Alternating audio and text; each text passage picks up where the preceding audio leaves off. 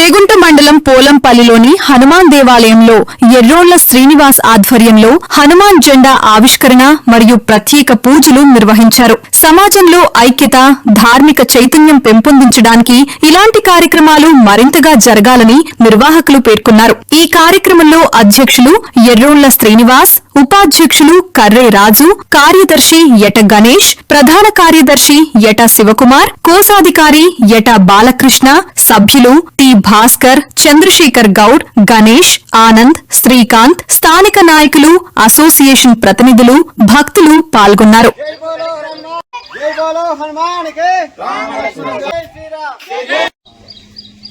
మెదక్ జిల్లా చేగుంట మండలం పొలంపల్లి గ్రామంలో హనుమాన్ యువజన సంఘం ఏర్పాటు చేసుకున్న సందర్భంగా అన్ని కార్యక్రమాలు, దీపధూప నైవేద్యాలన్నీ చేసే విధంగా సంఘం తరపున చేసే విధంగా మేము ఈరోజు పూనుకుని జెండా ఆవిష్కరణ చేసుకున్నాము. ఈ పండుగకు వచ్చిన ప్రతి ఒక్క పౌరుడికి, ప్రతి ఒక్క సభ్యునికి హనుమాన్ యువజన సంఘం తరపున నా ధన్యవాదాలు.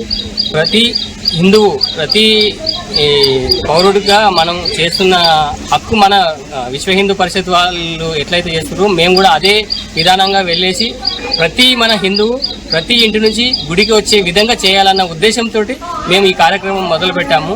ఈ కార్యక్రమం ప్రతి ఇంట చేరాలి, ప్రతి పౌరుడు వాళ్ళ పిల్లలతో సహా వచ్చి గుడి దర్శనం చేసుకోవాలి. ముందు కూడా ఇంకా డెవలప్ చేసే కార్యక్రమం చేస్తూ ఉంటాము. ఇది మొదటి అడుగు మాత్రమే. ముందు చాలా మార్పులు జరుగుతాయి. ఈ కార్యక్రమంలో అందరూ పాల్గొనలేదు, ఇంకా 30 మంది ఉన్నాము. ఈ కొంతమంది 15 మంది ఉన్నాము. తక్కిన 15 మంది కూడా ఇంకా నెక్స్ట్ జెండా ఆవిష్కరణలో అందరూ పాల్గొని విజయవంతంగా చేస్తారని నా యొక్క ప్రార్థన. ఊళ్ళో ఉన్న ప్రతి మెంబరు, ప్రతి హిందూ పౌరుడు కూడా వచ్చి శనివారం హనుమాన్ దర్శనం చేసుకోవాలి.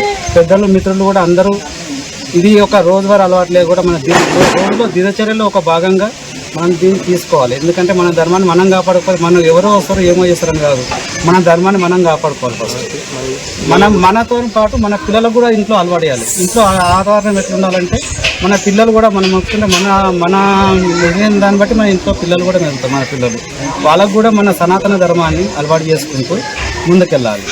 దీని విషయం మీద ప్రతి ఒక్కరు చాలా సీరియస్ తీసుకొని మన ధర్మాన్ని మనం కాపాడుకోవాలి.